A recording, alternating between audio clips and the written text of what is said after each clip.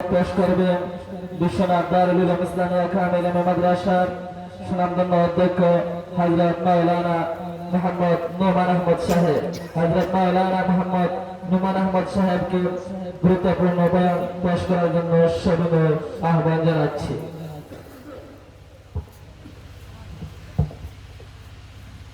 السلام عليكم ورحمة الله. نحمده ونستعينه ونستغفره ونؤمن به ونتوكل عليه ونعوذ بالله من شرور أنفسنا ومن سيئات أعمالنا. من يهده الله فلا مضل له ومن يضلل فلا هادي له. ونشهد أن لا إله إلا الله وحده لا شريك له. ونشهد أن سيدنا وسندنا وحبيبنا ووسيلتنا ومولانا محمدا عبده ورسوله. أما بعد فأعوذ بالله من الشيطان الرجيم. بسم الله الرحمن الرحيم.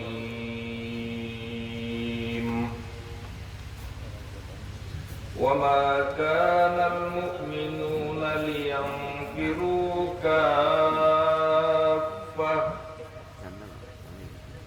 ولولا نفر من كل فرقة طائفة ليتفقهوا في الدين ولينذر قومهم إذا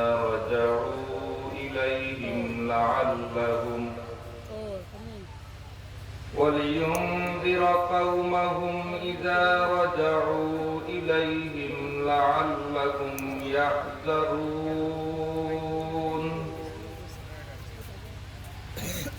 إن الله وملائكته يصلون على النبي يا أيها الذين آمنوا صلوا عليه وسلموا تسليما. اللهم صل على سيدنا مولانا محمد وعلى آل سيدنا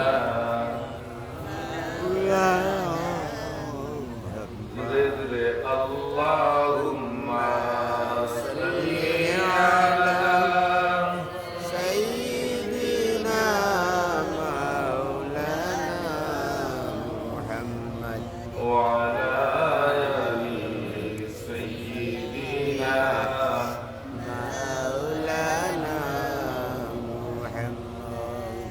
أمن تذكر جيران بذي سلمي مجدت دمعا جرى من مقلة بدمي.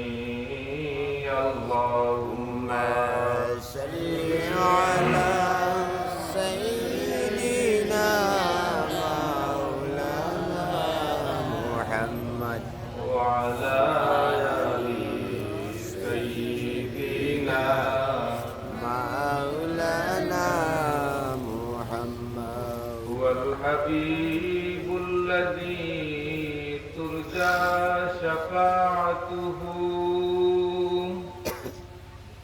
لكل حول من الأحوال مقتحم. اللهم صل على سيدنا مولانا محمد وعلى آل سيدنا مولانا محمد. محترم सदर जलसा हजरत उलमाए किराम सामीने इज़ाम पर्दानिशी আমার মা ও বোনেরা আল্লাহ রাব্বুল আলামিনের দরবারে লাখ কোটি শুকরিয়া জানাই শীতের শেষ সময়ে আমরা একটি দিনী দরজকার বাৎসরিক মাহফিলে হাজির হয়েছি যে রব্বুল আলামিন আমাদেরকে হাজির হওয়ার তৌফিক দান করলেন আমরা তার শুকরিয়া আদায় না করে থাকা সম্ভব না কারণ না শুকরি হয়ে যাবে সেজন্য আমরা সবাই উচ্চকণ্ঠে সমবেত আওয়াজে বলি আলহামদুলিল্লাহ। কোনো জিনিস খাইতে হলে আগে দিতে হয়, বাপ না দেখাইলে লাভের বিষয়টা আসে না।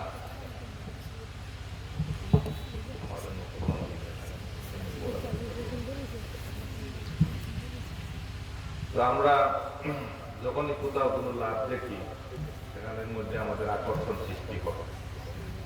শুকরিয়া আদায়ের মধ্যে লাভ আছে, না শুকরির মধ্যে ক্ষতি আছে।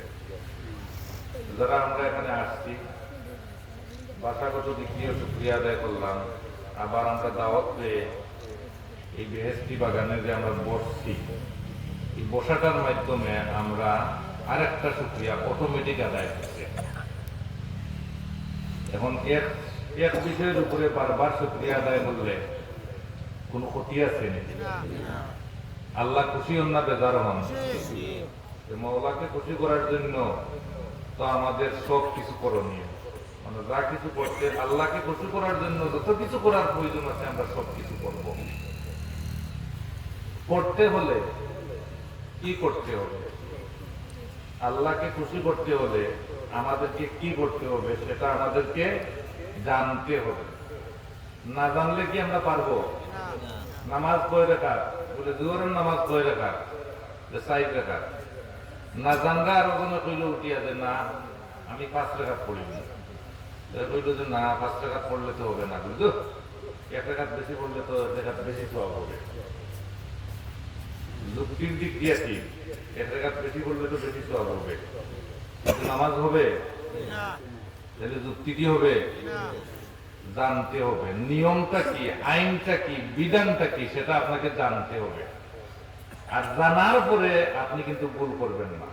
ওই যে 4 রাকাতের জায়গায় 5 রাকাত আপনি বলবেন না, একবারের জায়গায় 2 বার বলবেন না।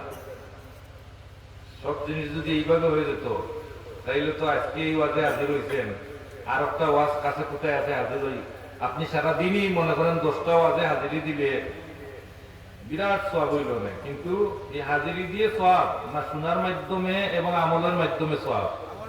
আপনি তো শুনছেন যে ওয়াজে হাজির হইলে এই পাওয়া যায় সেই পাওয়া যায়, আজকে 10টা ওয়াজ আছে আমরা এরিয়ার মধ্যে 10টায় হাজির হবো, শোনারও তো সুযোগ হইল না, বুঝারও সুযোগ হইল না, আমল করারও সুযোগ হইল না, আপনার এই দৌড়াদৌড়িতে কোনো লাভ হইল কেন?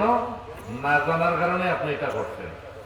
আর জানলেও বুঝদারিতার সহিত আপনি জানেন নাই, সেজন্য জানতে হবে। আমাকে বলা হয়েছে যে ইলমে দিন অর্জনের গুরুত্ব, এর ফজিলত। তো ইলম শব্দের অর্থ হইল জানা, জ্ঞান। না জানলে কোনো কিছুই হবে না। এখন জ্ঞান বা বিদ্যা এই জিনিসটা কি? জ্ঞান আর বিদ্যা এটা কি? আবার এটাও আরো জানার একটা বিষয় নাকি? জানার বিষয় নাই এমন কোনো কিছু নাই। জন্ম থেকে মৃত্যু পর্যন্ত আপনার গোটা সময়টাই হলো আপনি একজন ছাত্র, আপনাকে শুধু জানতে হবে এবং শিখতে হবে। আচ্ছা বলেন, যদি কোনো মানুষ 50 বছর হায়াতে জিন্দিগি পেয়ে বেঁচে থাকেন, তিনি কি পৃথিবীর সবকিছু শুনে পেলেন, জেনে পেলেন এবং আমল করে পেলেন? সম্ভব আছে? সম্ভব নয়। তাই আমরা যারা জ্ঞান অর্জন করছি বা যারা জ্ঞান অর্জন করতেছেন তারাও সীমিত একটা পরিধির মধ্যে জ্ঞান অর্জন করতেছেন। বিশাল জ্ঞানের ভান্ডার যেটা, সেটা কিন্তু একবারে সামান্য একটা জিনিস। বিদ্যা বা ইলম যেটা কিসের মাধ্যমে সেটা আসছে? সেটা কোনো বই পুস্তকের মাধ্যমে আসে নাই, এই পৃথিবীতে মানুষদেরকে সভ্য করার জন্য, মানুষদেরকে ভালো করার জন্য, মানুষদেরকে আখিরাতমুখী করার জন্য, পরকালের কল্যাণের জন্য শিক্ষা দিয়েছেন যারা, তারা কোথাও কোনোদিন কোনো মাদ্রাসায়, কোনো ইউনিভার্সিটিতে কোনো মানুষের কাছে পড়েন নাই। তাহলে তারা কোথাও না পড়িয়া বিদ্যা অর্জন করলেন কিভাবে? তখন বোঝা গেল বিদ্যাটা এইভাবে শিক্ষার যে বিষয়টা, এটা হলো একটা মাধ্যম, এটা হলো একটা সিস্টেম, কিন্তু সিস্টেমের ঊর্ধ্বে আর একটা জিনিস আছে, সেটা হলেন আল্লাহ যাকে খুশি তাকে বিদ্যা অর্জন করাইয়া দেন। আচ্ছা, নবীদের কাছে ওহী আসতো, নবীদের কাছে কি আসতো? ওহী আসতো। ওহীটা কি? ওহীটাও একটা জ্ঞান। আল্লাহ জানাইয়া দিতেন যে এখন এটা করো, যখন যেটার প্রয়োজন তখন আল্লাহ এটা নাজিল করে বলতেন তোমার উম্মতদেরকে এটা জানাও। জানার নামই তো জ্ঞান। পড়ার নাম শুধু জ্ঞান নয়, জানার নাম জ্ঞান, শোনার নাম জ্ঞান, বুঝার নাম জ্ঞান, পড়ার নামও জ্ঞান। কিন্তু জ্ঞান মূলত পড়ার মাধ্যমে আসে নাই। প্রশ্ন আসবে আমাদের নবীর পর সর্বপ্রথম যে শব্দটা নাজিল হয় সেটা হলো ইকরা, তুমি পড়ো। কিন্তু কোরআন শরীফের মধ্যে অনেক জায়গায় আছে আল্লাহ রাব্বুল আলামিন তার হাবিবকে হিকমতের মাধ্যমে শিক্ষা দিয়েছেন, আবার হিকমতের মাধ্যমে মানুষের কাছে দাওয়াত দেওয়ার জন্য তিনি নির্দেশও দিয়েছেন। আবার তিনি আমাদের নবীর মাধ্যমে আমাদেরকে জানিয়ে দিয়েছেন যে বিদ্যা অর্জন করা প্রত্যেক মুসলমান নর নারীর উপরে ফরজ। সবার উপরে বিদ্যা অর্জন করা ফরজ। বিদ্যাটা কোন বিদ্যা? এই ইলিমটা কোন ইলিম? এই জ্ঞানটা কোন জ্ঞান? পীর সাহেবদের কাছে গেলে দেখবেন একটা জ্ঞান, যদি তিনি সঠিক পীর সাহেব হন, খাঁটি পীর সাহেব হন, আপনি কোন বিষয়ের জন্য গেলে দেখবেন অটোমেটিক ওনার জবান থেকে একটি কথা বের হয়ে গেছে। বুড়ি পিছি দেখবেন এই কথার মাধ্যমে আপনার এই সমস্যা বা যে কারণে তার কাছে গেছেন এটার একটা সমাধান এই কথার ভিতরে আছে। এটা হলো ইলমে তরিকত, ইলমে বাতিন। দেখা যায় না, এটা লুকায়। একমত মানুষের স্বপ্ন দেখে না। আচ্ছা, মানুষের স্বপ্ন দেখে না? স্বপ্ন দেখার পরে মানুষের তাবির করে, হুজুর আমি ওলা দেখছি, বিষয়টা কিটা। একজন মানুষে দেখছে তার দুইটা বাচ্চায় কুরআন শরীফ ও পেশাব করে দিচ্ছে। বুঝবাইরা নীতিটা ভয়ঙ্কর কথা, কঠিন কথা। কুরআন শরীফ ও পেশাব করে দিচ্ছে। মায়ের স্বপ্নে দেখছেন তার দুই বাচ্চায় কুরআন শরীফ ও পেশাব করে দিচ্ছে। এখন তো তাই কি অশান্তি, তাই গেছেন একজন হুজুরের গেছে যে হুজুর আমি তো রাত্রে এইভাবে দেখছি আমার দুইটা বাচ্চায় কুরআন শরীফ ও পেশাব করে দিচ্ছে। মাশাআল্লাহ, আলহামদুলিল্লাহ, তুমি তো খুব ভাগ্যবান, খুব ভালো একটা স্বপ্ন দেখছো। আর তোমার ভাগ্যটা ওলা সুপ্রসন্ন, এটা হলো ভাগ্য, এটা খুব সুপ্রসন্ন হয় না। মায়ের বলেন হুজুর আমার লোক এটা আপনি জম করবেন, আমার বিয়ে করবেন। আমার কুরআন শরীফ সেটা করে দিচ্ছে। কত বড় বাদ কথা, কত বড় জঘন্য কথা, আপনি তো এটা বালা ব্যস্ত না বেটি, তুমি তো টেনশন করবে না। যাও যাও, তোমার এই দিকে সন্তান আল্লাহ কোরআনে হাফিজ বানাইব। সুবহানাল্লাহ। স্বপ্ন কিরাত বয়ান করা, তাবির কিরাত সুজা। ও তাবিরটা কোন বিদ্যা দিয়ে ইকলা, কোনটা পড়িয়া ইকলা? ওইটাই ইলমে মারিফত, লুকাইল জ্ঞান। আমরা নবী কোন জায়গার শিক্ষা অর্জন করেন নাই, সেজন্য তাকে উম্মি বলা হয়েছে। কেউ কেউ উম্মির অর্থ নিরক্ষর, মানে যত নেগেটিভ মানে বাজে কথা আছে ওটা কথা উম্মি দ্বারা অর্থ তুলে। আসলে মূল শিক্ষাটা আমরা নবীরে আল্লাহ রাব্বুল আলামিন দান করেছেন, শিক্ষা দিয়েছেন। নবীর কোন শিক্ষক হইতে পারেন না। নবীর যদি শিক্ষক হন তাহলে তো সমাজে বিভিন্ন ধরনের ফিতনা ফসাদ সৃষ্টি হবে। সেজন্য আল্লাহ রাব্বুল আলামিন তিনি নিজে জিবরাইল আলাইহিস সালামের মাধ্যমে মাঝে মধ্যে ওহী পাঠাইতেন, এই ওহীর মাধ্যমে শিক্ষা অর্জন করাইছেন। আর এই ওহীটাই হলো ইলমের অর্থাৎ বিদ্যা বা জ্ঞানের মূল উৎস। ইকরা, তুমি পড়ো।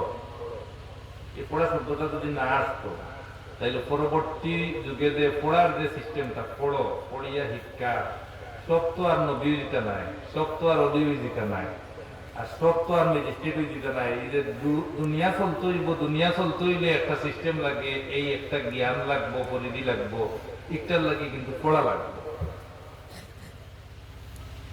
একটা আমার আরেকটা জিনিস কত পড়া লাগবো, বই তো সবটা লেখা আছে, আবার টিচারের প্রয়োজন টিচার। আপনারা যারা পড়ছেন স্কুলে পড়ুক, মাদ্রাসা পড়ুক, বই লেখা আছে না নেই পাঠ, এগুলো তো আপনি পড়লে বসছে আর আপনারা শিক্ষকের জন্য দরকার দিতা, বই একটা আছে যেটা শিক্ষকের জন্য দরকার দিতা। ও অনুভূতি লোক যে একটা তুমি শিখতে হইলে আর একটা সাহায্য লাগে, সহবত। সহবত ছাড়া কোনো জিনিস হয় না। এখন দেখুন জানি অনলাইনে ক্লাস হয়, শিক্ষকের লোকে ছাত্রর দেখা নাই, যার কারণে এই বিদ্যার কোনো আকর্ষণ নাই। সব ছেলে মেয়েরা মোবাইল পাইয়া আর ফেসবুক মুখী হয়ে গেছে গিয়া, আর এই হুজুরে কিতা পড়াইরা, সারে কিতা পড়াইরা, এটা চিন্তা না। কারণ সবত ছাড়া তো কোনো জিনিস হয় না। আপনি আমার খান্দাত না এলে, আমি আপনার খান্দাত না গেলে মায়াও বাড়তো না, খায়া দেখলে মায়া বাড়ে মানুষের কন্যানি। এই জিনিসটা তখন নাই, যে জিনিসটার মাঝে এই জিনিস নাই, তখন তো এটা কোনো কামাইতো নাই। আধুনিক যুগ আসছে, তার জন্য দেখবেন শুধু আধুনিকতা, খালি আধুনিকতাই দেখবেন। যাই হোক, বিশদ আলোচনা করা যাবে না। আপনাদের প্রধান বক্তা আমার খুব ধারণা চলে এসেছেন, আর তার জন্য আমি সংক্ষিপ্ত করব। তো ইলিম মানে জ্ঞান, জ্ঞানের মূল উৎসটা হলো আল্লাহ রাব্বুল আলামিন তার নবীদেরকে ওহীর মাধ্যমে শিক্ষা দিয়েছেন। কিসের মাধ্যমে? ওহীর মাধ্যমে। সেই ওহীটা কি আপনি দেখছেন, আমি দেখছি? কেউ দেখছেন? জিবরাইল আলাইহিস সালাম আমার নবীর কাছে আসছেন, কোন সাহাবী দেখছেন? একবার জিবরাইল আলাইহিস সালাম আমার নবীর কাছে আসছেন, এটা শুধু আমার নবী জানেন যে উনি জিবরাইল, কিন্তু অন্য কোনো মানুষ জানেন না। হঠাৎ করে নবীর সামনে আসিয়া বসছেন। নবী যেভাবে বসছেন ঠিক ওইভাবে নবীর সামনে তার জানু হয়ে বসছেন। বসিয়া তিনি সালাম আলকি করছেন। সালাম আলকি করার পরে তিনি আল্লাহর নবীকে জিজ্ঞাসা করলেন যে ইসলাম কাকে বলে, ঈমান কাকে বলে, ইহসান কাকে বলে, কিয়ামত কবে হবে, এই প্রশ্নগুলা তিনি করলেন। দেখেন, জিবরাইল আলাইহিস সালামের মাধ্যমে আল্লাহ ওহী দিয়েছেন, যে ওহীটারে আমরা ইলম বা বিদ্যার উৎস বলতেছি, সেই মাধ্যমটা হলেন জিবরাইল আলাইহিস সালাম। অথচ জিবরাইল আলাইহিস সালাম একদিন মানুষের সুরতে আসিয়া অপরিচিত অবস্থায় হঠাৎ করছেন, বসিয়া জিজ্ঞাসা করতেছেন মাল ইহসান, মাল ঈমান, মানে এবার প্রশ্ন করলেন। রাসূলুল্লাহ উত্তর দিলেন, সবগুলারই উত্তর দিলেন। আর কিয়ামতের উত্তর তিনি এমন ভাবে দিলেন যে এটা মানে গোপন রাখলেন, এটা স্পষ্ট করে বললেন না, যে আমার চাইতে প্রশ্নকারী একটা বেশি জ্ঞাত। তো এই প্রশ্নগুলার উত্তর দেওয়ার পরে তিনি চলে গেলেন। চলে যাওয়ার পরে সাহাবায়ে কেরামরা জিজ্ঞেস করলেন, ইয়া রাসূলুল্লাহ, এমন একজন মানুষ আপনার কাছে আসলেন, আমরা জীবনে কোনোদিন দেখলামও না, কিন্তু মানুষটা যে দূরেই কোন জায়গা থেকে আসছেন তাও বোঝা গেল না। কাপড়ের মধ্যে কোনো বাইজ নাই, এমন সুন্দর স্তরিয়ালা কাপড়, কোনো ধুলাবালি লাগছে, এটা কোনো জিও পাওয়া গেছে না। আর চেহারা ছবি এত সুন্দর যে দুই কদম আটিয়া আইছেন, আটিয়া হওয়ার কারণে যে একটা ক্লান্তির ভাব হয়, এতও কোনটা নাই। এই খেয়ে ইয়া রাসূলুল্লাহ, আমরা তো চিনলাম না। ও তোমরা চিনছো না? জি না ইয়া রাসূলুল্লাহ, এই জিবরাইল আলাইহিস সালাম। তারা আশ্চর্যান্বিত হয়ে গেল। জিবরাইল আলাইহিস সালাম কোলা মাইফুল্লাহ নাই, এখান তো আগে কোনো ধারণা আছে না। ফেরেশতা যারা, তারা যে কোনো সুরত ধরতে পারে, জিন্নাতেও যে কোনো সুরত ধরতে পারে,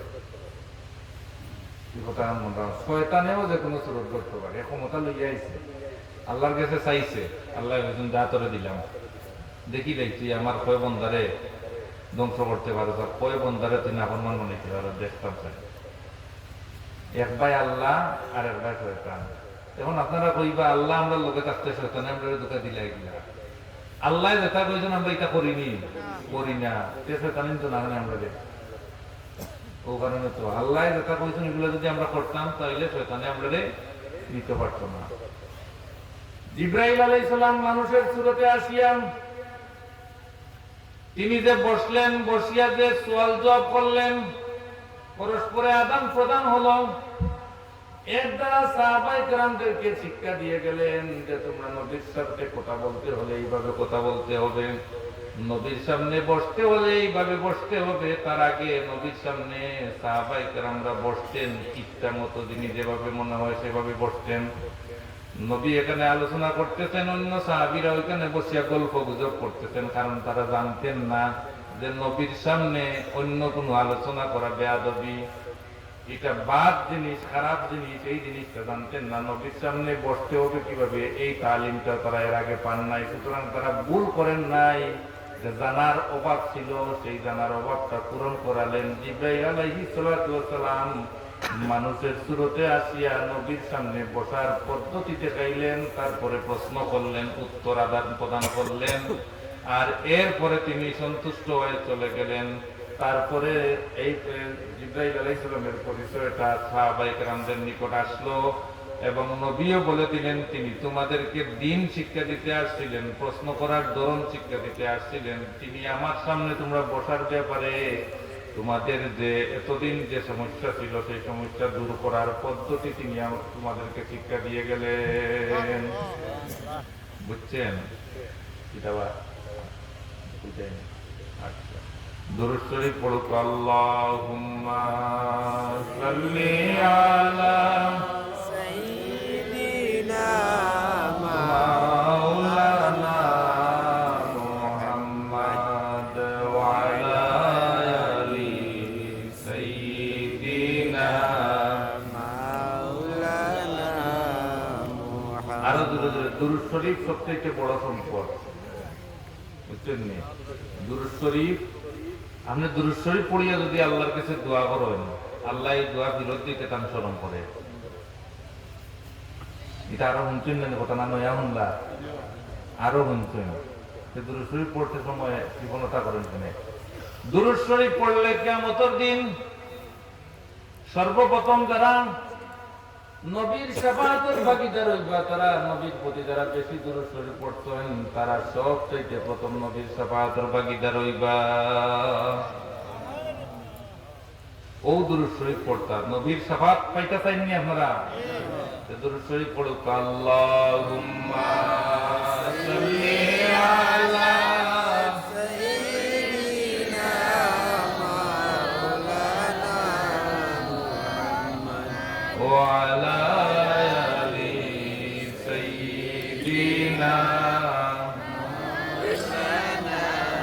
মুহাম্মদ। আল্লাহুম্মা সাল্লি আলা সাইয়্যিদিনা মাওলানা মুহাম্মদ ওয়া আলা আলি সাইয়্যিদিনা মাওলানা মুহাম্মদ। সারা জীবন আপনারা শুনছেন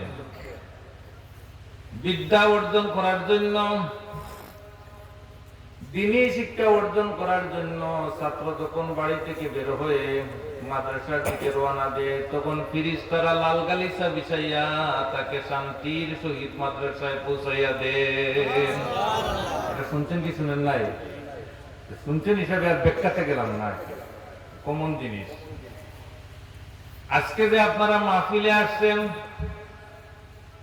যখনই বাড়িতে নিয়ত করছেন যে আমি মাহফিলে যাব, ওয়াজ শুনতে যাব, এই ওয়াজ শুনতে যাওয়ার উদ্দেশ্যে যখন বাইর হইছেন, ওই ছাত্রদেরকে যেভাবে ফেরেশতারা এটারে বলে বেহেশতি পর, অর্থাৎ আমাদের দেশে বলে কোনো মেহমান আসলে তাকে লাল গালিচা সম্বর্ধনা দেওয়া হয়, সেই লাল গালিচা বিছাইয়া আপনাদেরকে আজকে ফেরেশতারা দিয়েছেন, আর সেই লাল গালিচার উপরে আপনারা এই মাহফিলে আসিয়া হাজির হয়েছে।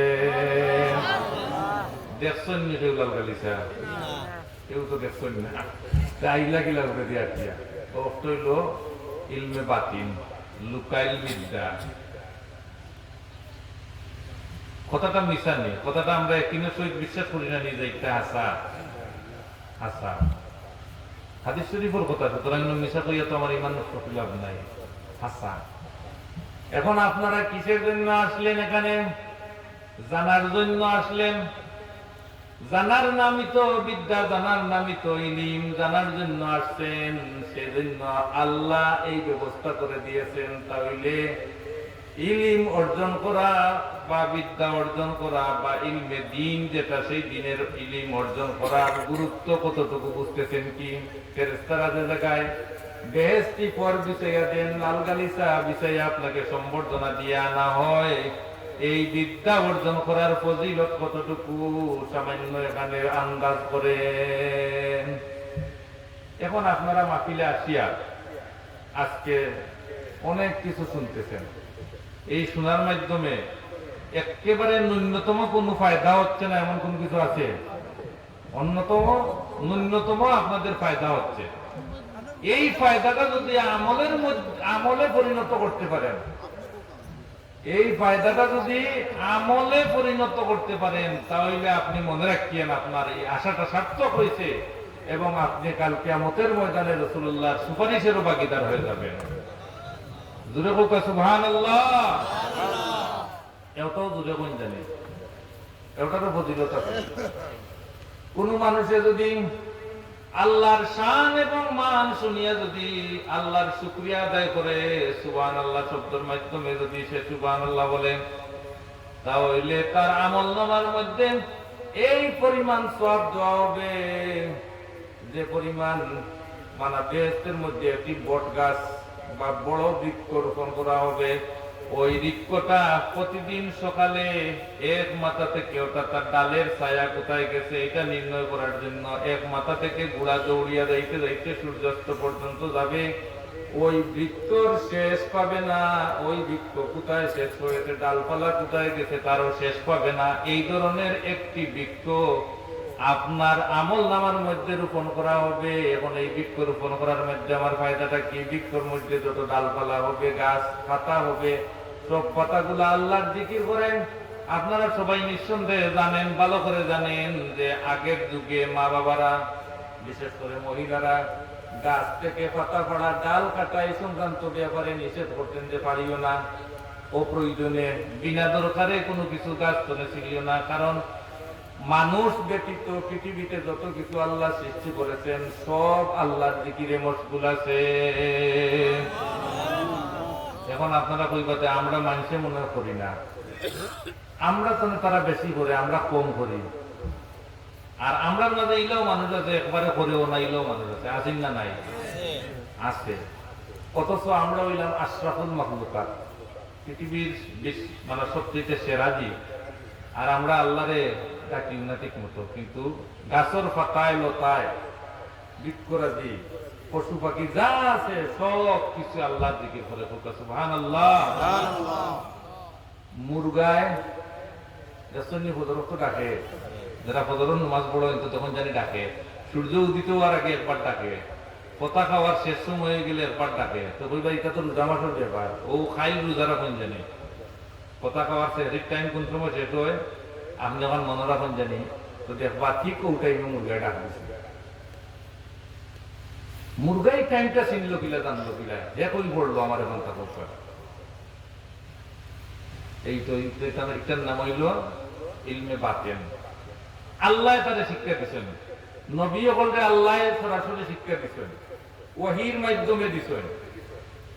মুরগারে ও বিবেকের মাধ্যমে মানুষের উপকার লাগিয়া তুমি ওই সময় বান্ধব, এক সময় গড়িয়া চিনলা, এক সময় অনেক এই যে সিস্টেম গুলো আসিল না, তার কারণে ও ওটা দিয়া সময় নির্ণয় করা হইত। এখন মুরগায় কয় কিটা, আমরা তো উনি কুকুরুক্কু, কিন্তু মুরগায় কুকুরুক্কু কয় না। মুরগায় তার আওয়াজের মাধ্যমে আল্লাহর প্রশংসা করে, মুরগায় কয় সুবহুন কুদ্দুসুন, সুবহুন কুদ্দুসুন, প্রশংসা গায় আল্লাহর। বুঝছেন নি? আমরা বুনিয়ানি কুকুরু ভাষাগত ব্যস্তম আছে। আপনি আমি গেলাম আতিয়া চিটাগাং গিয়ে দেখুন জানি মানুষের মাথায় আরব লাগান, কুমিল্লাত গিয়ে দেখুন জানি ও মাত মানুষের মাথায় আরব লাগান, মন্দ গীতা জৈনটা গিয়ে দেখুন জানি আপনার মাথার লগে তার মাথার ব্যস্তম আছে। ব্যস্তম আছে না নি? ওলা আপনি মুরগার ভাষাটা বুঝতে অসুবিধা হয়, কিন্তু মুরগার ভাষা যারা বুঝুন এরা কিন্তু কুকুরুক কুহুনরা না, এরা হুন্দা সুবহুন কুদ্দুসুন হয়ে তার ভাষায় হয়। কবির ভাষায় অনেক সময় কায়দা কানুন নিয়ম শৃঙ্খলা লঙ্ঘন হয়, শব্দ ব্যস্তম হয়। যে সময় চাইলে শের পড়েন তখন শেরর সন্ধে শের পড়েন তখন কেন তজবিদের কোন কায়দা প্রয়োগ হয় না, তজবিদের কায়দা প্রয়োগ করিয়া শের পড়া সম্ভব হবে না। মুরগা বা অন্যান্য প্রাণী যেগুলো আছে ঠিক সেমনে সে তারা আল্লাহর প্রশংসা গাইতে সময় সে তার ভাষাগত দিক দিয়া গায়, আমরা শুনতে এবং বুঝতে আমরা অক্ষম থাকি। বুঝছেন নি? তার কারণে প্রয়োজন ছাড়া মুরগারেও মারতা না, খাইতা না। দরকার লাগবে খাইতা হালাল জিনিস, কিন্তু অপ্রয়োজনে তাদের ইয়ে করতা না। গাছের পাতা লতা কোনটারে আপনি অপ্রয়োজনে কোনো কিছু করতা না। শিক্ষা এখন প্রত্যেক মুসলমান নরনারীর উপরে বিদ্যা অর্জন করা ফরজ। এই বিদ্যাটা কোনটা? নবীর কাছে কোন বিদ্যা আসছিল? নবীর কাছে কোন ওহী আসছিল? নবীর কাছে ওহী আসছে কোরআন শরীফ, 30 পারা কোরআন শরীফ, 666টা আয়াত। এর বারা তো নবীর কাছে আল্লাহর কাছ থেকে কোনো কিছু আসে নাই। সুতরাং ইলিম বা বিদ্যার মূল উৎস হলো ওহী, আর ওহীর মূল ভান্ডার হলো কোরআন শরীফ। সুতরাং কোরআন শরীফ শিক্ষা করা এই ফরজের মধ্যে 1 নম্বর হলো আপনার তালিকা।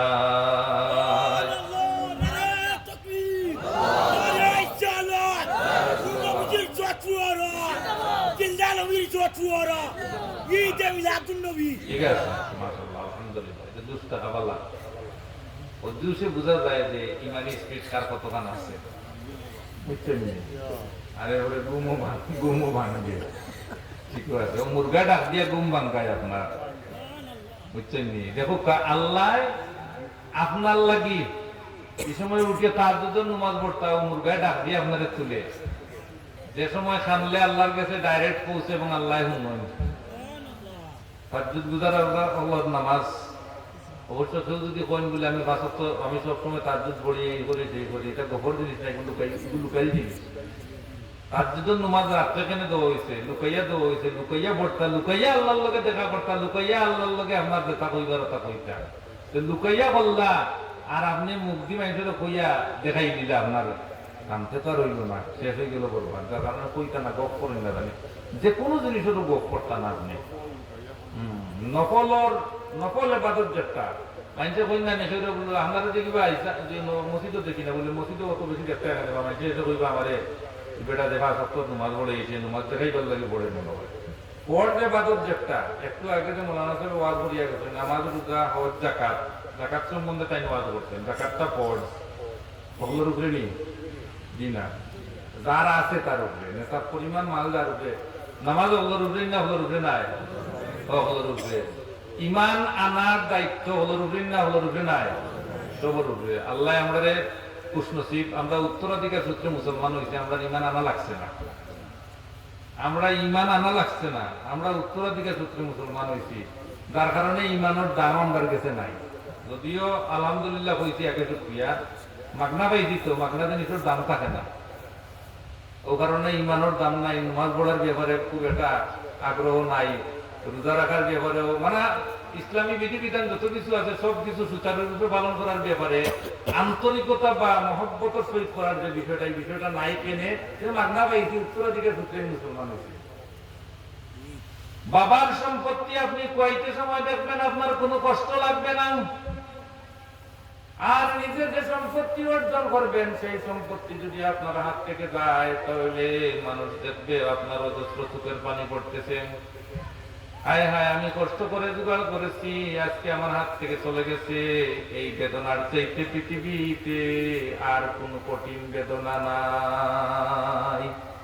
অথচ বাবার সম্পত্তি যদি আপনি বিক্রিও করেন বা আরো কোনো কিছু করেন, দেখবেন তেমন একটা মনের মধ্যে ওইভাবে অনুভূতি আসে না। কেন? ওইটা মাগনা পাইছেন। তো আমরা ইমানটাও মাগনা, যার কারণে এটা তেমন একটা কদর আমরা কাছে নাই। এই কদরটা ওই দিত, সব মাগনা দিনা। এখন হইলো ফর্জ। ফর্জ একটা, এটা দেখানিও দেখানির কোনো বিষয় নাই, এটা আপনার করাও লাগবে। দেখাই হইলেও করা লাগবো, আনা দেখাই হইলেও করা লাগবে। নামাজ মসজিদ হইয়া পড়তা ফর্জর ব্যাপার, মসজিদও পড়তা জমাতের সহিত। সুতরাং ইনো আইলে মানুষে দেখবো, অতএব বিগু কোনো আইবর ব্যাপার নাই, আল্লাহ হইয়া দিচ্ছে। এটাও লুকাইয়া পড়তে এটা কোনো বিষয় না। নফল বন্দেগী যতগুলো আছে এগুলো হইলো লুকাই, আর এগুলো যত লুকাইয়া করবার, যত গোপন রাখবা, ইয়া আল্লাহ গিয়ে ফর্জনে বড় বড় ফজিলত দিব। এর অর্থ ফর্জর বড় নাই, আমার কন্যা জানি যে ফর্জর বড়, ফর্জর বড় নাই, কিন্তু এগুর কদর ওলা বাড়বো। কারণ এগুলো না করলে আপনার অসুবিধা নাই তো, এরপরেও আপনি করছেন, আল্লাহরে আপনি চেষ্টা করছেন, নফল ইবাদত করছেন, আল্লাহরে চেষ্টা করছেন, আল্লাহ কি খুশি হয়েছেন, আল্লাহর ইবাদত দেয়নি। 5 ওয়াক্ত নামাজ দিছি ভাই, এর বাদেও হে আমার খালি চেষ্টা করে, দূর যাও তো সার, খালি সার দিলাম দিলাম। যখনই আপনার মনের মধ্যে কোন নেক মাকসাদ আসবে, তখন আপনি আল্লাহ রাব্বুল আলামিনকে সিজদা করিয়েন, সালাতুল হাজত 2 রাকাত নামাজ পড়িয়েন। সালাতুল হাজত মানে আমার যে নিয়তটা করলাম, যে হাজতটা করলাম, সেই হাজতটা পূরণের জন্য আল্লাহ তোমারে সিজদা করলাম। আর তোমারে সিজদা করার, আল্লাহরে যত মানুষে সিজদা করে আল্লাহ তত বেশি খুশি হন। এটা দুনিয়ার কোন মানুষের কাছে আপনি নতইয়া দেবেন, জানি মানুষ খুশি হয় না। আল্লাহর কাছে নতইলে আল্লাহ খুশি হইবা না বেজার হইবা, এটা তো দুনিয়াতে আপনি বুঝতে পারা করি। ওটার নাম হইল ইলিম, একটার নাম হইল বিবেকী ইলিম। গাড়ির পিছনে লেখা থাকে দেখুন, জানি বিবেক সর্বোচ্চ আদালত। বিবেক সর্বোচ্চ আদালত। বিবেক একটা জিনিস আছে। অশিক্ষিত মানুষ সমাজের বিচার বৈঠকে বসিয়া বড় শিক্ষিত চাইতেও ভালো বিচার করতে পারতেছেন। তিনি কোথা থেকে বিদ্যা শিখলেন, তিনি কোন স্কুলে পড়লেন, কোন মাদ্রাসায় পড়লেন। তাইলে বিদ্যাটা শুধু পড়িয়ে অর্জন করা যায় না, বিদ্যাটা বিভিন্ন ভাবে অর্জন করার বিষয়টা আমরা এখান থেকে অনুমান করতে পারি। যেহেতু নবী কোথাও পড়েন নাই, কোন নবী পড়েন নাই, আর আমাদের নবী তো পড়েনি নাই কোথাও, তাহলে তিনি এত বড় পৃথিবীর মধ্যে সব থেকে, যে যুগে যে নবী এসেছেন সেই যুগের সবচেয়ে বড় পণ্ডিত, বড় আলিম, বড় দার্শনিক, বড় যুক্তিবাদী, বড় সুন্দর, তার চাইতে, কারণ নবীর চাইতে তো বড় কেউ হইতে পারেন না। সুতরাং ওই যুগের সর্বজ্ঞানের গুণী তিনি। এখন তিনি বড় আলিম হইলেন কিভাবে? আমাদের নবী কোথাও পড়লেন না। তাইলে এখান থেকে বুঝবেন যে বিদ্যা অর্জন করা শুধু এই গতানুগতিক পড়ার মাধ্যমে বিদ্যা অর্জন করার বিষয়টা থাকে না। ক্লাসে সকলে এখন নম্বরই যায়নি, এখন তো ওই লোকে গ্রেডিং সিস্টেমর দিও। আচ্ছা, আগর আমাদের মাতেও মাতি, আমি গ্রেডিং সিস্টেমের মানুষ না, আমি এর আগর মানুষ। 1st ডিভিশন পায়, 3rd ডিভিশনও পায়। এক বেরেন্সিত বইলাম, এক বেরেন্সিত পড়লাম, এক হুজুরে এক সালে পড়াইলাম, 1st ডিভিশন আর 3rd ডিভিশন পায়। তাইলে পড়িয়া হয়নি, পড়িয়া হয়, কিন্তু হে পড়িয়া যদি হইল হে আমার, হে 1st ডিভিশন পাইল না, কেন আমিও পাইলাম না, কেন? তার মানে কেন মাঝে হেকমত আছে, এখানে এই বিদ্যাটার মাঝে হেকমত আছে। শুধু পড়ার মাধ্যমে বিদ্যা অর্জন করা নয়। আপনি আল্লাহর কাছে যদি আপনারা সুপর্দ করে দিতে পারেন, আল্লাহ আপনারা কেমনে বিদ্যা অর্জন করাইবা, কেমনে শিক্ষা দিবা, এটা কেউ কল্পনাও করতে পারত না। এখন বিদ্যা অর্জন করা প্রত্যেক মুসলমান নরনারীর উপরে ফরজ। প্রথম যে বিদ্যাটা অর্জন করবেন সেটা আমরা পেলাম কোরআন শরীফ শিক্ষা করা, তারপরে শরীয়তের বিধিবিধান শিক্ষা করা। শরীয়তের বিধিবিধান যা আছে, নামাজ, রোজা, সেই ইত্যাদি, কোরআন হাদিসের আলোকে যত জ্ঞান আছে সব জ্ঞান, ফিকহ শাস্ত্রের আলোকে বলেন, তাসাউফের আলোকে বলেন, যত জ্ঞান আছে সব জ্ঞান অর্জন করা আপনার জন্য ফরজ। এখন আসবে হাদিস শরীফের মধ্যে আসছে উতলুবুল ইলমা ওয়ালাউ কানা ফিস-সিন, বিদ্যা অর্জন করার জন্য যদি চীন দেশেও যেতে হয় তথাপিও তুমি চীন দেশে যাও, অর্থাৎ সেখানে গিয়েও বিদ্যা অর্জন করো। এখন চীন দেশ তখনকার সময়ে জ্ঞান বিজ্ঞানে খুব প্রসিদ্ধ ছিল, কিন্তু মুসলমান দেশ ছিল না, সেখানে কোনো মুসলমান ছিলেন না। মুসলমান দেশ যেখানে নয় সেখানে গিয়ে বিদ্যা অর্জন করার কথা রাসূলুল্লাহ বলতেন। তাইলে বোঝা গেল জাগতিক বিদ্যা বলতে যে জিনিসগুলো বোঝায়, মনে করো অঙ্ক, বীজগণিত, পাটিগণিত, জ্যামিতি, বিজ্ঞান, ভূগোল, ও যে আমরা যেগুলো আছে এগুলো কিন্তু সবগুলো সূত্র কিন্তু কোরআন শরীফও আছে। ও যে আমি আগে বলছি কোরআন শরীফ পড়তে হইব, কোরআন শরীফ জানতে হইব, জ্ঞান বিজ্ঞান যত কিছু বাইরে হইতেছে সবকিছু কোরআন শরীফ যে একটা সঠিক জিনিস এবং সঠিক যে আল্লাহ নাযিল করছেন এটা খালি সার্টিফিকেট পার, যত কিছু বারো তত কিছু সার্টিফিকেট পার। বর্তমান মাসের নাম গীতা, রজব মাস। বর্তমান মাসের নাম গীতা। এই মাস কিসের জন্য বিখ্যাত? মেয়েরাজের জন্য বিখ্যাত। কিসের জন্য বিখ্যাত? মেয়েরাজ। আল্লাহ তান হাবিবরে তান লোকে নিয়ে মুলাকাত করছেন। ও গেলা কিটায় রফ রফ বুরাক, এটা কি জাত বাহন? বিশাল বাহন বর্ণনা আছে, আমরা হুমচি রফ রফ বুরাক, সময় নাই লম্বা যেতে গেল না। এখন বিমান বার হইছে, হেলিকপ্টার বার হইছে, রকেট বার হইছে। আগে কেউ বিশ্বাস করতো না, বাবা এটা রফ রফ বলা উড়াল দিকে লগিটা কিতাব হই, হ্যাঁ হিন্দুদের বুড়াকে উড়াল দিকে লাগিটা কিতা মাত্র ফিরে নিকার উড়াল দিয়ে কিলা কেউ লাইয়ে উড়াল দেওয়া হয়নি। হেলিকপ্টার এগুলো উড়াল দিয়ে আপনার জমিন আমি যাই কিনা এগুলো যদি উড়ে কিলা ওটা সৃষ্টি হওয়ার কারণে হকটার স্বীকৃতি লাভ করছে, অর্থাৎ হকটার সার্টিফিকেট পাইছে যে না তাইলে আল্লাহ ইলা করতে পারেন। মানুষে যদি ইলা করতে পারে তাহলে আল্লাহ তো সেটা বড় বড় বেশি করতে পারেন।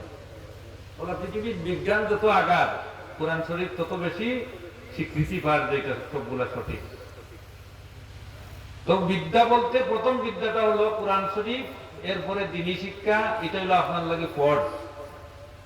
এরপরে আপনি জাগতিক যত শিক্ষা আছে সব শিক্ষা আপনি অর্জন করতে পারবা। ও হাদিস শরীফের আলোকে বোঝা গেল যে চীন দেশেও যাও, তার মানে হইলো গিয়া তুমি তো আমার কাছে আসলায়, তখন তো সাহাবি ছাড়া কেউ আসলা না, তুমি জানি আমার কাছে তাকিয়া বিদ্যা অর্জন করছো, এখন তোমার তান শেষ হয়ে গেছে। যদি সে তৌফিক তাকে চীন যাও, অনগিয়া যে কবিতা বাদ জায়গা আছে, তার মানে বিধর্মী তারা, তাইলে এখানেও গিয়ে ওইটা যাইব। তখন বোঝা গেল যে অন্য জাগতিক যত শিক্ষা আছে সব শিক্ষা, কিন্তু প্রায়োরিটি হলো আগে কোরআন শরীফ।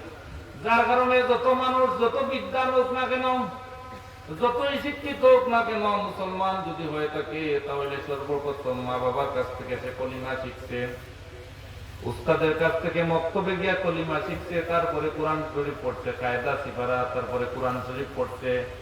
পৃথিবীতে যত মানুষ, আমি সহ আপনারা এখানে যারা আছেন, কেউ কি বলতে পারবেন আলিফ বা তার আগে আপনি অন্য কোনো কিছু পড়ছেন?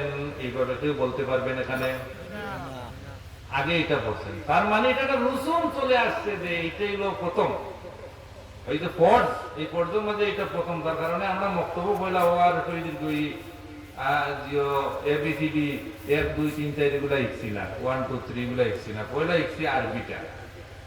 এনে শিখছি যে বিদ্যা অর্জন করা ফর্জ, এই ফর্জের মাঝে পয়লা হইলো অক্টা, যার কারণে অক্টও আমরা যুক্তনে পাইয়া গেছি। পরবর্তীতে আমরা শ্রেণীবিন্যাস হয়েছি, 1 গেছি, 2 গেছি, বিভিন্ন ক্লাসে গেছি, গিয়ে আমরা অন্যগুলা শিখছি।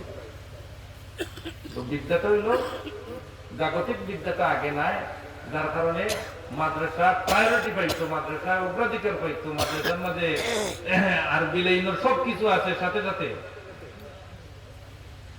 মাদ্রাসার কাছে অঙ্ক, ইংরেজি সবকিছু আছে। এখন যারা বিদ্যা অর্জন করে, আমরা আগে পাইলাম যে আপনারা যে আজকে এই মাহফিলের মধ্যে আসছেন, আসার সময় আপনারা শিকার জন্য আসছেন।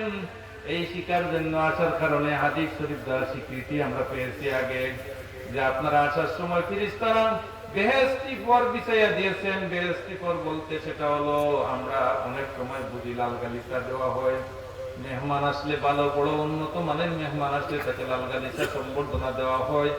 আপনাকেও আল্লাহ রাব্বুল আলামিন, এই যে আপনি আজকে এখানে দ্বীনি আলোচনা হবে, ওয়াজ মাহফিল হবে, সেই ওয়াজ মাহফিলের আলোচনা শুনে নিজেকে উপকৃত করার জন্য, আমলের দিক দিয়ে আগানোর জন্য আপনি যে আসার নিয়ত করেছেন এবং কদম পালানোর সাথে সাথে ফেরেশতারা আপনার পায়ের নিচে জান্নাতি পর বিছাইয়া দিয়েছে। মানে আপনি ওই যে বিদ্যা অর্জন করা ফোর্স, ওই দিনই বিদ্যা, দিনই আলোচনা হবে এখানে। এই জন্য ঠিক তেমনি ভাবে মাদ্রাসায় দিনই আলোচনা হয়। আলিফ দেখেছে থেকে শুরু করে একবারে বুখারী শরীফ, কোরআন শরীফ তর্জমা সহকারে, যদিও বর্তমানে বিভিন্ন সিস্টেম হয়েছে, এই সিস্টেমের মাধ্যমে আপনাকে যেতে হবে, সিলেবাসের মাধ্যমে আপনাকে যেতে হবে। তা এই বিদ্যা অর্জনের জন্য আপনি যখন আসবেন, আপনাকে ওইভাবে আল্লাহ রাব্বুল আলামিন এই জান্নাতি কর্মী হয়ে যাবে। যদি কোনো কারণে সৌভাগ্যবান হয়ে যান আপনি, আপনার কোন সন্তান যদি আলিম হয়ে যেতে পারে, আলিমের মতো আলিম হয়ে যেতে পারে, তাহলে আপনি মনে রাখবেন সে যখন আল্লাহর কাছে দোয়া করবে তখন তার দোয়া আল্লাহ ফিরাইয়া দিবেন না। কিয়ামতের ময়দানে এই আলিম তখন আল্লাহ রাব্বুল আলামিনের কাছে দুজকি হিসাবে স্বীকৃতি লাভ করছেন, সাব্যস্ত হয়ে গেছেন, বিচারের মাধ্যমে সিদ্ধান্ত হয়ে গেছে দুজকি। এমন নিকট জনের 40 জনকে ওই আলিম বেহেশতে সুপারিশ করে নিয়ে যাবে। আমার লাগান আলিম নাই, তোর আলিম হয়েছে ফুলতলিসা বললাম, মনোরকা উদাহরণ করে ফুলতলিসা বললাম, ওলা আমলদার নেককার ওলাওয়ালা কইলেন খাম বানাই দিচ্ছেন 40 জন বুঝবইরা নেই, মা বাপ ভাই বোন লাগাইয়া শ্বশুর শাশুড়ি, এটা যদি সারা দুজোর সাব্যস্ত হইতে আর এমনি যদি ওলা একজন মানুষ যেতে পারেন মাদ্রাসাত পড়িয়া 40 জন যেন দুজকর সিদ্ধান্ত হয়ে গেছে, দুজকো যাই থাকি গুণাগার নাই, দুজকো যাইবার সিদ্ধান্ত হয়ে গেছে বিচারক। ও ওলা 40 জন তাই গিয়া ধরে ধরে বলি আল্লাহ ও আমার এই নো আমার এই নো আমার এই নো আমার। শুধু 40 জনের মধ্যে সীমাবদ্ধ নাই, এন দরজা যদি আমলনামার মাধ্যমে দেখা যায় খুব বুলন্দ হইছে, খুব বেশি বাড়ছে, তাহলে আল্লাহ রাব্বুল আলামিন তাদের নবীর উসিলায় যে হিসাব সুপারিশ করার সুযোগ আল্লাহ দান করে দিবে। ইয়া আল্লাহ, কত মানুষে হয় রাসূলুল্লাহ সুপারিশ করতে পারতো না, রাসূলুল্লাহ কথা করতে পারতো না, মানুষে তো হয় আসলে আমরা যারা জানিয়ে কি এরা আসি মনে মনে কই তো মনে মনে ওই ঘুরে ইহুদি ওগুলো চোর পাঠাইছে এদের খুবই রসুলের উন্নতরও কত দাম, আর রসুল তো কত উঠবে। রাসূলুল্লাহর সবচেয়ে বড় মুআজিজা হলো কোরআন শরীফ। এই কোরআন শরীফ যদি কোনো মানুষে হিকিলায় এখন পর্যন্ত পাওয়া হয়, কোরআন শরীফ পড়ার মাঝে কোনো কিছু নাই। কোরআন শরীফ বুঝিয়া পড়তে হইব, কোরআন শরীফ বুঝিয়া না পড়লে এই পড়ার মাঝে কোনো ফায়দা নাই। নাউযুবিল্লাহ। অথচ হাদিস শরীফ দ্বারা স্বীকৃত কোরআন শরীফের একটা হরফ পড়লে 10টা নেকি, আর 10টা দরজা বুলন্দ, 10টা গুনাহ আল্লাহ মাফ করিয়া দেন। ও দোকা কই কোনো ফায়দা নাই কোরআন শরীফ পড়ার মধ্যে। আচ্ছা খুব কথা না, আবু জেহেল উতবা সাহেবা রাসূলুল্লাহ যে সময় কোরআন শরীফ পড়তা, তারা যে শেষ কথা কইলিয়া রাখে মুখ বান দিয়ে লুকাইয়া ওই তো আইস তো কেউ ওইটা নাই, কারণ দুয়ার বৈঠক বইয়া সিদ্ধান্ত নিল যে এইগুলো তো মুখের মাঝে জাদু, কিতাব পড়ে ইটা কয় ওহিয়ায় তার কাছে পাগলের পাগলে, আর ওটা হুনিয়া গালি মুসলমান হয়ে যান গিয়া, ওগুলো তা মনে করি ইতাম ও সকলের সিদ্ধান্ত নিলা বন। তারা কইয়া আল্লাহ কত মজার কথা শুনতে যে ভালো লাগে, আইস তো আর কেউ ওইটা নাই, আর আইস যাই গিয়ে লাগে উনিয়ে মুখ মান দিয়ে হুনার যায়। এটা খুব কথা ও উনার মাঝে বুঝলো নি কোনটা আলিফলা, আপনার বলবেন তারা আরবি ভাষার মানুষ আছে, তারা বুঝছে বুঝবে না নি, আরবি ভাষার মানুষ আছে লিখেন তো আরবিতে না জানিয়েছে তারা বুঝছে, কিন্তু আরবি ভাষার মাঝে তো কিছু শব্দ আছে হরফে মুকাত্তাত যেগুলো অস্পষ্ট। আলিফ লাম মিম ইয়াসিন কাফ নুন কাফ হা ইয়া আইন সাদ, ওইটার মধ্যে কোনটা বুঝবার আছে নি?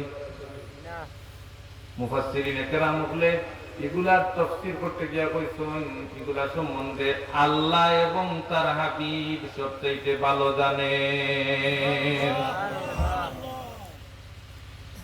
ওটাও তো পড়লে, ওটা তো কোরআন শরীফের একটা হলো, ওটাও তো পড়লে 10টা নেকি, এগুলো তো বুঝলো না, এটা কইল না বুঝিয়া পড়লে ইগু হে বুঝলো কইতো না, ইগু বুঝলো না, ইগু সব নেই বঞ্চিত হয়ে গেল নি, বেগা পিল করবে মাথায় ভগবান।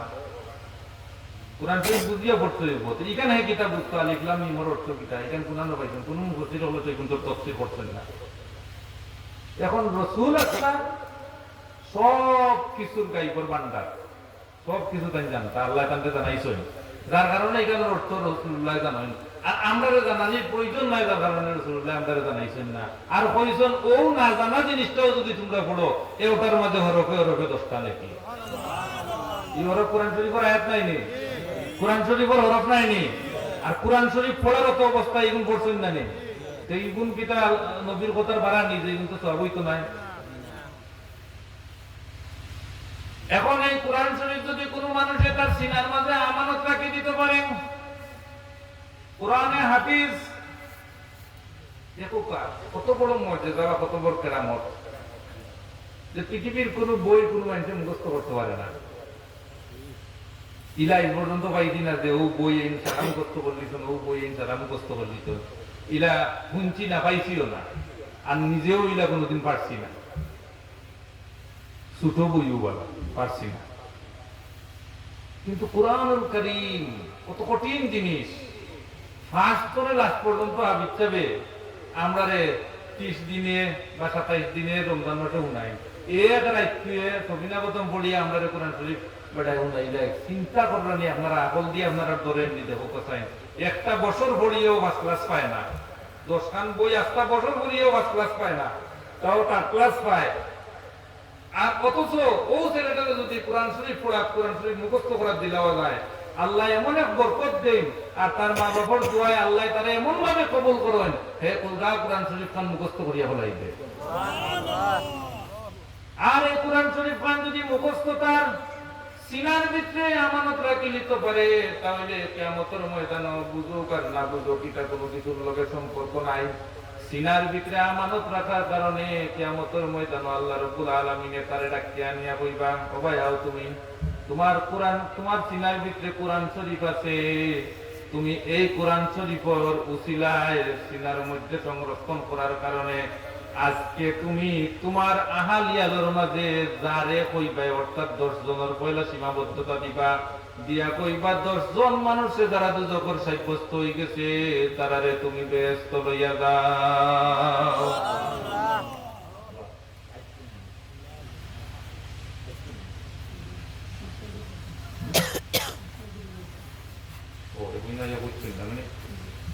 একবার দরুদ শরীফ পড়ো আল্লাহুম্মা সাল্লি আলা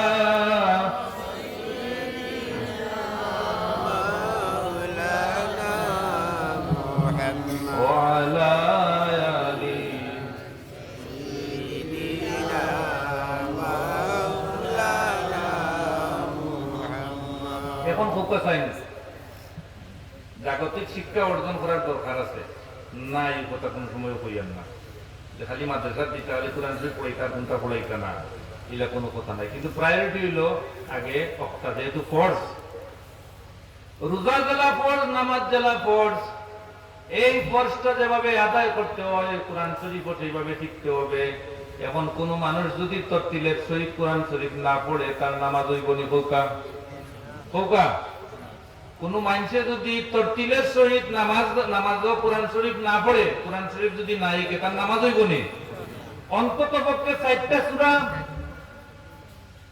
জোহর নামাজের সুন্নাত 4 রাকাত পড়ার সময় আলহামদুলিল্লাহ লগে আরো 4টা সূরা পড়তে হইব তার মানে 4 আর 5টা সূরা এই 5টা সূরা কোরআন শরীফের ভিতর তনেও তো আপনারে শিখতে হইব যদি তরতিলের সহিত আপনি না শিখেন তাহলে এই ফরজ আদায় না করলে নামাজ নামক ফরজ আপনার আদায় হইতো না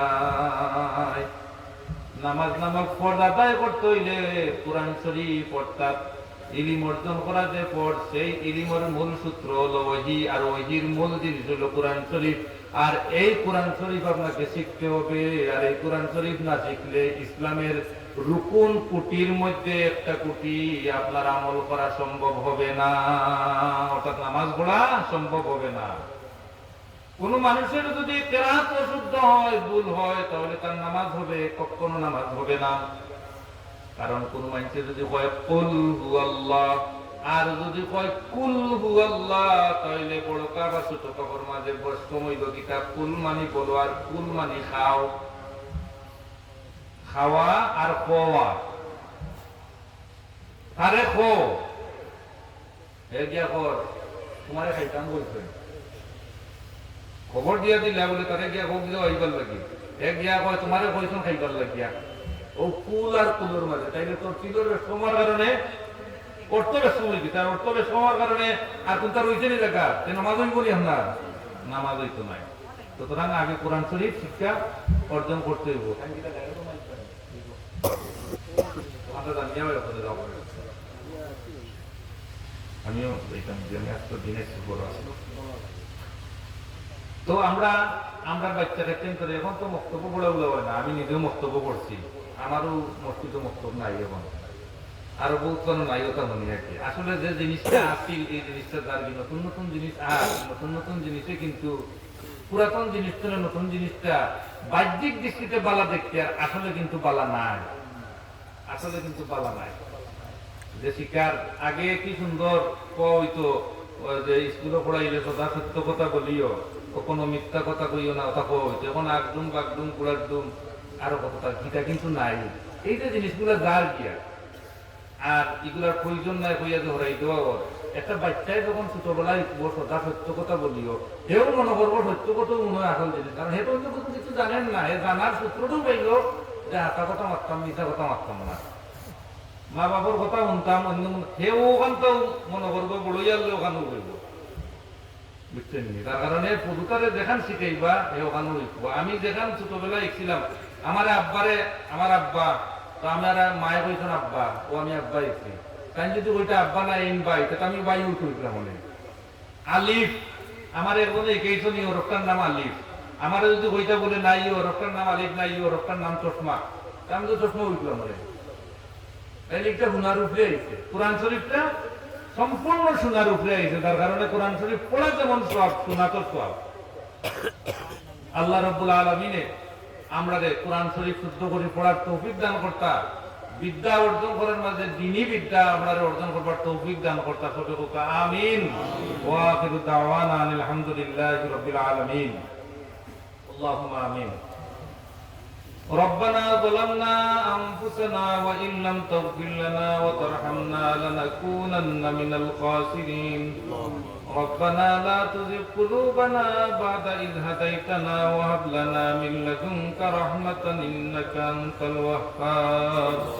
رب ارحمهما كما ربياني صغيرا আয় আল্লাহ তুমি আমাদের maaf করিয়া দেও এই মাহফিল খানকে তুমি কবুল ফরমাও এই মাদ্রাসা খানকে কবুল করো কিয়ামত পর্যন্ত দাইম কায়েম রাখো এই মাদ্রাসা খানের সমস্ত জরুরিয়াতকে তুমি পুরা করিয়া দেও আয় আল্লাহ বেমার আজার চলে তুমি আমাদের শিফা করিও আয় আল্লাহ আমাদের ফরজ মারবার তৌফিক এনায়েত করিয়া দেও আমাদের জালিম বানাইও না আমাদের মজলুম তুমি বানাইও না রে আল্লাহ আয় আল্লাহ তোমার বান্দা হযরত বড় সাহেব কিবলার হায়াত ও সেহত খেদমত বরকত এনায়েত করিয়া দেও খাস করি আমাদের মুর্দেগান করলে maaf করো এই যাত্রা পর্যন্ত মুর্দেগান আছেন আল্লাহ সবে তুমি maaf করিয়া দেও সবর দরজারে তুমি বুলন্দ করিয়া দেও এই মাহফিলের মাঝে যত মানুষের সহযোগিতা করছেন দেবা মাওলা বিশেষ করে মাদ্রাসার মাঝে সহযোগিতা করছেন তারা তিন দুনিয়ার উন্নতি করিয়া দেও তাকাব্বাল মিন্না ইন্নাকা আনতা আল্লাহ আমরা দিনের মাঝে যার যে মাকাদিস নেক পানাওয়ার পুরা করিয়া দেও আল্লাহুম্মা জাআল আখিরা কালামিনা ইনদা সাকরাতিল মাউত লা ইলাহা ইল্লাল্লাহু মুহাম্মাদুর